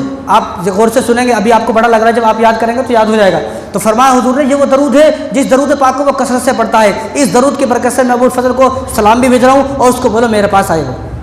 علامہ جامی رحمۃ اللہ علیہ القول البدیع میں روایت ہے، علامہ جامی رحمۃ اللہ علیہ حج کے بعد انہوں نے حج پر گئے، حج کے بعد مدینے جانے لگے۔ جب مدینہ جانے لگے تو مدینہ کے بارڈر میں انٹر ہوئے تو جو مدینہ کا گورنر تھا، جو مدینہ کا جو پی ایم تھا، جو امیر تھا، اس کو خواب میں حضور صلی اللہ علیہ وسلم آئے۔ حضور نے فرمایا کہ علامہ جامی کو مدینہ کے اندر نہ آنے دے جائے، اس کو مدینہ سے باہر، مدینہ سے بھگاؤ اس کو۔ اب جو امیر تھا وہ صبح اٹھا، پوچھا علامہ جامی کون ہے، علامہ جامی کون ہے، معلوم ہو گیا تو ان کو مدینہ سے باہر، تم مدینہ میں آنا نہیں۔ تو اب وہ انہوں نے باہر کر دیا، اب وہ دوسرا راستہ بدل کر مدینے میں آ رہے۔ پھر حضور صلی اللہ علیہ وسلم دوسرے دن خواب میں آئے، حضور نے فرمایا کہ میں نے تم سے منع کیا تھا علامہ جامی یہاں نہیں آنے چاہیے، لہٰذا وہ راستہ بدل کر اس راستے سے آ رہے ہیں، ان کو روکا جائے۔ اب انہوں نے کیا کرا، جو مدینے کے گورنر تھے، امیر تھے، انہوں نے علامہ جامی رحمۃ اللہ علیہ کو اٹھا کے جیل میں ڈال دیا کہ تم سے جب منع کیا گیا تم یہاں نہیں آنا۔ حضور صلی اللہ علیہ وسلم وہ تو یہ سمجھ رہے تھے کتنا گنہگار ہے، وہ تو سمجھ رہے تھے کہ کتنا آدمی گنہگار ہے, کتنا بڑا پاپی آدمی ہے جس کو حضور فرما رہے ہیں. اب ان کو جیل میں جب ڈال دیا گیا, جیل پر سختی کی گئی, حضور صلی اللہ علیہ وسلم تیسرے دن خواب میں آئے اور حضور نے اس کو ڈاٹا گرفت پکڑی کہ میں نے تم سے نہیں کہا تھا اس کو جیل میں ڈالو, میں نے تم سے کہا تھا کہ اس کو مدینے میں آنے دیا جائے اور میری قبر مبارک پہ اس کو آنے نہیں دیا جائے. کیوں رسول اللہ سے کیا وجہ ہے, ایسی کیا وجہ ہے, آپ اس کو منع کرنا چاہتے ہیں اور پھر اس کو جیل میں ڈال دیا تو آپ منع کر رہے ہیں, کیا وجہ کیا ہے؟ تو حضور صلی اللہ علیہ وسلم ارشاد فرمایا, اگر میں نے اس لیے نہیں کہا کہ اس کو منع کیا کہ وہ کوئی مجرم ہے, کوئی وہ ڈاکو ڈکیت, اس لیے نہیں کہا, بلکہ میں نے اس لیے کہا کہ وہ اتنا درود پڑھتا ہے, اتنا درود پڑھتا ہے, اتنا درود پڑھتا ہے, 24 گھنٹے درود پڑھتا رہتا ہے. اگر وہ میری قبر کے پاس آ گیا تو مجھے قبر سے, اپنی قبر مبارک سے ہاتھ نکال کر اس سے مصافحہ کرنا پڑے گا. اگر میں مصافحہ کروں گا تو فتنہ پھیلے گا, فتنہ نہ پھیلے اس لیے میں نے منع کیا ہے, جلدی جاؤ اس کو آزاد کرو.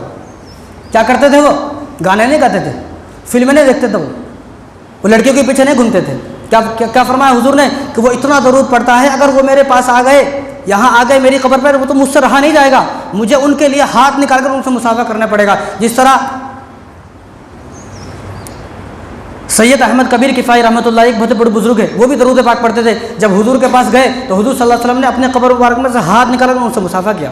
لوگوں نے دیکھا تو فتنہ پھیل گیا, اس لیے حضور نے ہمارا فرمایا کہ وہ میری قبر پر آئیں گے تو فتنہ پھیلے گا. اسی طرح مولانا حسین احمد مدینی رحمۃ اللہ علیہ, جو مدینہ کے اندر 17 سال, جنہوں نے 18 سال تک درس دیا ہے, تو وہ جب بھی حضور صلی اللہ علیہ وسلم سے سلام کرتے تھے, یعنی روضہ مبارک پیچھے, وہ روضہ مبارک کے سامنے بیٹھ کر جو بخاری شریف پڑھاتے تھے, حدیث کی کتاب پڑھاتے تھے, جب بھی ان کا دل ہوتا تھا تو فرماتے تھے الصلاۃ والسلام علیک یا رسول اللہ, تو پیچھے سے جواب آتا تھا وعلیکم السلام.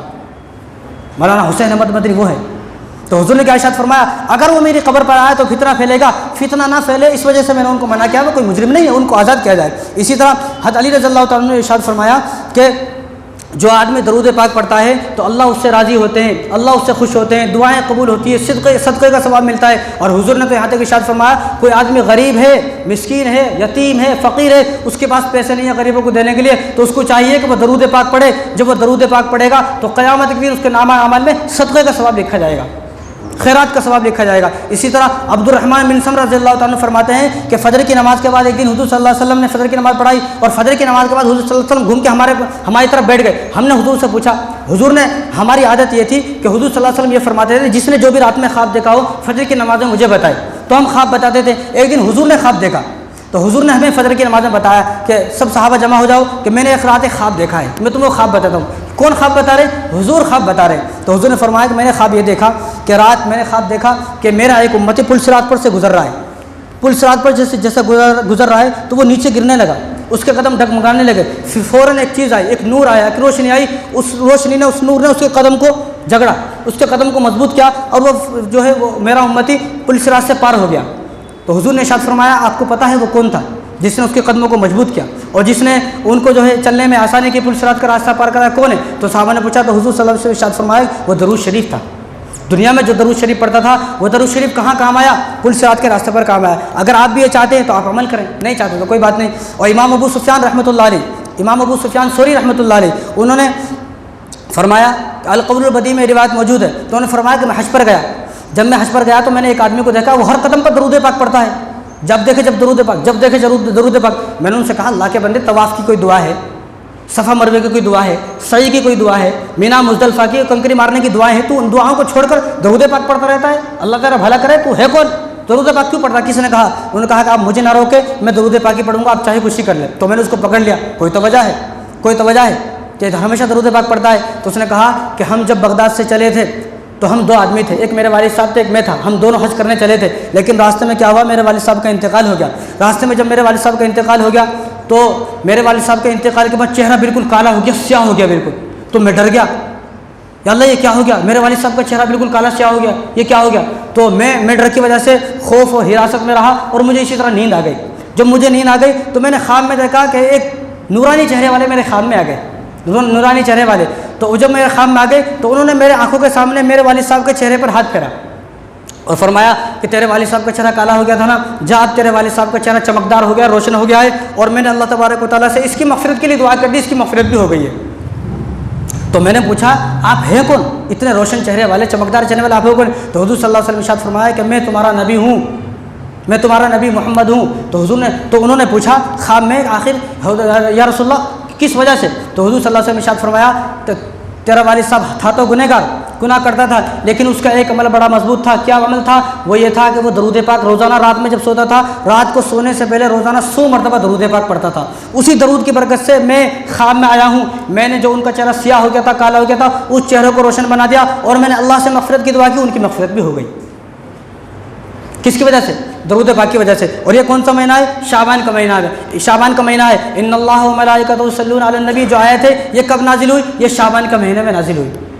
کیوں؟ کیونکہ رسول اللہ صلی اللہ علیہ وسلم مہینے کے بارے میں کیا فرمایا؟ شعبان شہری، شعبان میرے مہینے ہے، شعبان میرا مہینہ ہے۔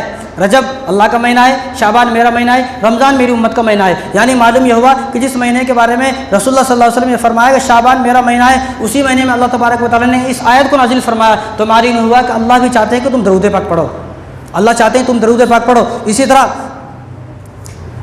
امام حسن بصری رضی اللہ رحمۃ اللہ علیہ، آپ سب جانتے ہیں امام حسن بصری کو۔ تو امام حسن بصری رحمۃ اللہ علیہ کے پاس ایک عورت آئی، اس نے کہا کہ چند دن پہلے میری لڑکی ہے، اس کا انتقال ہو گیا ہے، میری اسی لڑکی کو وفات ہو گئی ہے، میں اس کو خواب میں دیکھنا چاہتی ہوں، میں اپنی لڑکی کو خواب میں دیکھنا چاہتی ہوں، آپ کوئی ایسا عمل بتائیں کہ میں اس کو خواب میں دیکھ لوں۔ تو امام حسن بصری رحمۃ اللہ علیہ نے فرمایا کہ آپ اگر اس کو خواب میں دیکھنا چاہتے ہو تو آپ یہ کرو، عشاء کی نماز پڑھو، اور عشاء کی نماز کے بعد 4 رکعت نفل پڑھو۔ کتنی رکعت؟ 4 رکعت نفل پڑھنا ہے، اور ہر رکعت میں سورہ فاتحہ، اور سورہ فاتحہ کے بعد الہاکم التکاثر، سورہ تکاثر پڑھنا ہے ہر رکعت میں، ہر رکعت میں سورہ فاتحہ، ہر رکعت میں سورہ تکاثر۔ آپ کی جو بیٹی کا انتقال ہو گیا وہ آپ کو خواب میں نظر آ جائے گی۔ یہ سب کے لیے ہے۔ ہم بھی چاہتے ہیں کہ ہمارے والد صاحب ہمارے خواب میں آئے تو یہ کر سکتے ہیں، لیکن اب تمنا نہیں ہے والد صاحب کو خواب میں دیکھنے کی۔ کتنے لوگ مجھے ملے ہیں کہ ہمارے والد صاحب کو 50 سال ہو گئے، آج تک میرے خواب میں نہیں آئے۔ تیرے جیسے ظالم کے خواب میں تیرے والد صاحب آئیں گے بھی نہیں، کتنی کوشش کی تو نے۔ یہ سب کے لیے ہے۔ سب اگر کوئی یہ چاہتا ہے کہ میری والدہ، جس والدہ نے مجھے روٹیاں بنا بنا کر دی 50 سال تک، مجھے جوان کیا، اس والدہ کو خواب میں دیکھنے کی تمنا نہیں ہے۔ کیا فرمایا امام حسن بصری نے؟ کیا 4 رکعت نفل پڑھیں اور سورہ فاتحہ کے بعد ہر رکعت میں الہاکم التکاثر پڑھیں، اس کے بعد 100 مرتبہ درود پاک پڑھیں اور سو جائیں۔ 100%، 1% نہیں، 100% ہم جس کے بارے میں ارادہ کیا ہے وہ ہمیں ہمارے خواب میں نظر آنا چاہیے، وہ اس کو خواب میں نظر آتا ہے۔ اب انہوں نے یہ عمل کیا، رات میں سو گئی تو بیٹی کو دیکھا کہ بیٹی جہنم میں ہے۔ کہاں ہے بیٹی؟ جہنم میں۔ حیران ہو گئی، بیٹی جہنم میں، اور دیکھا کہ بیٹی نے وہ کانٹوں کے کپڑے پہنے ہوئے، تارکول کے کپڑے پہنے ہوئے، بالکل سیاہ ہے بیٹی، اور جہنم میں۔ پریشان ہو گئی، آنکھ کھل گئی، صبح اٹھ کر بھاگ کر امام حسن بصری کے پاس آئی، فرمایا کہ میں نے اپنی بیٹی کو اس حال میں دیکھا ہے۔ تو امام حسن بصری نے فرمایا کہ میں کیا کر سکتا ہوں؟ دعا کرے، استغفار کرے، صدقہ کرے، خیرات کرے، ایصال ثواب کرے، کچھ کرے ان کے لیے، ہو سکتا ہے اللہ تبارک و تعالیٰ ان کی بخشش فرما دے۔ تو وہ چلی گئی عورت۔ چند دن گزرے تو وہ لڑکی امام حسن بصری رحمۃ اللہ علیہ کے خواب میں آئی۔ تو امام حسن بصری نے دیکھا کہ جنت ہے، جنت کے بیچ میں ایک لڑکی بیٹھی ہوئی ہے، اور اس کے چاروں طرف ہزاروں خادم ہیں، حور اس کی خدمتیں کر رہی ہیں، اور جو ہے سر پر سونے کا ایک تاج لگا ہوا ہے، اور ایک چاروں طرف باغات ہیں، اور کھانے کو سب کچھ مل رہا ہے۔ تو لڑکی نے آواز دی امام حسن بصری کو، ادھر آئیے۔ تو آپ گئے، فرمایا کہ مجھے پہچانا نہیں، میں کون ہوں؟ فرمایا کہ میں نے تو تمہیں نہیں پہچانا۔ فرمایا کہ وہ جو عورت آئی تھی نا آپ کے پاس، میں اس عورت کی بیٹی ہوں۔ تو حیران ہو گئے، تو اس عورت کی بیٹی ہے؟ تو جہنم میں تھی، تو یہاں کس طرح آئی؟ تو یہاں کیسے آ گئی؟ تو سنیں آپ، تو بیٹی نے کہا، اس لڑکی نے کہا کہ ہم عذاب میں تھے، اور جس قبرستان میں دفن ہوں اس قبرستان میں 70,000 لوگ دفن ہیں۔ کتنے؟ 70,000 لوگ دفن ہیں۔ کل رات ایسا ہوا ہے کہ ایک صاحب یہاں سے جا رہے تھے، انہوں نے ایک مرتبہ درود پاک پڑھا، اور جس قبرستان میں ہم لوگ تھے اس قبرستان والوں کو بخش دیا۔ اس درود کے بخشنے کی وجہ سے اللہ تبارک و تعالیٰ نے 70,000 لوگوں کی مغفرت فرما کر جنت میں داخل کر دیا۔ میں تو یہ کہتا ہوں آئے جمعے یہ کہتا ہوں آپ سے کہ آپ جمعے کے بعد آتے ہیں، جمعے کے بعد تو آپ جمعے کے دن ذرا کچھ پڑھ کر جائیں، والد صاحب کے لیے کچھ پڑھ کر جائیں۔ کیا ہم نہیں چاہتے ہمارے والدین کی مغفرت ہو؟ سب چاہتے، کون نہیں چاہتا؟ کون ایسا ظالم، کون ایسا جو جابر آدمی جو نہیں چاہتا؟ سب چاہتے ہیں، لیکن وہ پرانے زمانے کی باتیں جب چاہتے تھے۔ اب تو بیٹا دعا کرتا ہے کب میرا والد صاحب ٹپکے، مزے آ جاتے میرے، کہیں کو روکنے والا والد صاحب ہے، جب انہیں جاتا ہے جب معلوم ہوتا ہے کہ والد صاحب کی قدر و قیمت کیا ہے۔ تو اس بیٹی کہاں تھی؟ ہے جہنم میں تھی، اور اللہ کے لیے کوئی مشکل نہیں ہے، ہمارے لیے مشکل، اللہ کے لیے مشکل نہیں ہے۔ اللہ نے 70,000 لوگوں کی مغفرت فرمائی، 70,000 لوگ اس قبرستان میں تھے۔ اسی طرح حضور صلی اللہ علیہ وسلم نے جمعے کے دن کی خاص فضیلت ارشاد فرمائی کہ جمعے کے دن جو آدمی 80 مرتبہ اللہم صلی علی محمد النبی الامی وعلی آلہ وسلم تسلیما عصر کی نماز کے بعد اپنی جگہ پر بیٹھ کر 80 مرتبہ پڑھ لیتا ہے تو اس کے 80 سال کے گناہ معاف کر دیے جاتے ہیں، 80 سال کی عبادت کا ثواب اس کو دیا جاتا ہے۔ لیکن اب ہمارے پاس ٹائم نہیں ہے، اب ہمارے پاس یہ پڑھنے کا ٹائم نہیں ہے۔ اب تو ہم جمعے کے دن بھی آتے ہیں، 5 منٹ کے واسطے آتے ہیں، عصر کی نماز کے بعد یہ پڑھیں آپ 80 مرتبہ اللہم صلی علی محمد النبی الامی وعلی آلہ وسلم تسلیما۔ اور میں آخری وقت ہو رہا ہے، لیکن میں آخری آپ کو، ابھی میرے پاس بہت ساری ہیں اس کے بارے میں، لیکن وقت اتنا نہیں ہے. ایک آخری بات آپ کو بتا دیتا ہوں. القول البدی کی روایت ہے. حضرت عائشہ رضی اللہ تعالیٰ فرماتی ہیں کہ حضور صلی اللہ علیہ وسلم نے مجھے ارشاد فرمایا، جس دن میں نے حدیث پڑھی تھی، میں نے یہ حدیث کب پڑھی؟ 5-6 سال پہلے پڑھی تھی حدیث، لیکن اپنا عمل کسی کو بتانا نہیں چاہیے. میں نہیں بتا رہا ہوں. جب یہ میں نے حدیث پڑھی تو ہمارا تو جب ہی ہو گیا تھا جو ہونا تھا. تو حضور صلی اللہ علیہ وسلم نے ارشاد فرمایا، عائشہ تھے، عائشہ اگر کوئی آدمی صلی اللہ علیہ وسلم یا اللہم صلی درود پاک لکھ دیا، ایک پرچی میں لکھ دیا، جب تک یہ پرچی دنیا میں موجود رہے گی تب تک اللہ تبارک و تعالیٰ کی رحمتیں اس پر برستی رہیں گی اور فرشتے اس کے لیے مغفرت کی دعائیں کرتے رہیں گے اور اس کو عذاب نہیں دے جائے گا. چاہے 100 سال ہو جائے، 1000 سال تک اگر یہ پرچی وہاں پر موجود ہے جس میں اس نے درود پاک لکھا ہے، حضور کا نام لکھا ہے، یہ نام کی برکت ہے، حضور کا نام لکھا ہے جس آدمی نے، چاہے یہ پرچی 1000 سال تک دنیا کے اندر موجود ہی، اس کو مر کے 1000 سال ہو گئے، 1000 سال تک بھی قبر کے کیڑے اس کو چھو نہیں سکتے. یہ لکھنے کی برکت ہے. تیلگو میں نہیں لکھنا ہے، کنڑ میں نہیں لکھنا، انگلش میں نہیں لکھنا، بلکہ اردو میں لکھنا ہے، عربی میں لکھنا ہے، عربی میں لکھنا ہے. عربی میں لکھنے کی فضیلت ہے. امام ابو زرع رحمۃ اللہ علیہ، کسی نے ان کو خواب میں دیکھا کہ وہ فرشتوں، پہلے آسمان پر فرشتوں کے ساتھ نماز پڑھ رہے ہیں. خواب میں دیکھا فرشتوں کے ساتھ نماز پڑھ رہے ہیں. پوچھا، حیران ہو گئے، آپ نے فرشتوں کے ساتھ نماز پڑھ رہے ہیں امام ابو زرع؟ تو کسی نے پوچھا تو انہوں نے فرمایا کہ میں نے اپنے ہاتھوں سے 7 لاکھ حدیثیں لکھی ہیں. کتنی؟ 7 لاکھ حدیثیں لکھی ہیں. ہر حدیث میں نے حضور پاک کا نام لکھا ہے. حضور پاک میں نے 7 لاکھ مرتبہ لکھا. اس کی برکت یہ ہے کہ اللہ تبارک و تعالیٰ نے مجھے انعام دیا، یہ مرتبہ دیا، قیامت تک میں پہلے آسمان پر فرشتوں کے ساتھ نماز پڑھتا رہوں گا. کیوں ملا؟ درود پاک کی برکت سے. باتیں بہت ہیں تو میری اتنی درخواست ہے کہ درود پاک پڑھے. اگر زیادہ نہیں پڑھ سکتے تو ہر جمعہ جب آپ آئیں تو کم سے کم 100 مرتبہ یہاں سے درود پاک پڑھ کر جائیں تاکہ والدین کی مغفرت ہو. اللہ تبارک و تعالیٰ ہم سب کو ان باتوں پر عمل کرنے کی توفیق عطا فرمائے. وما علینا الا البلاغ.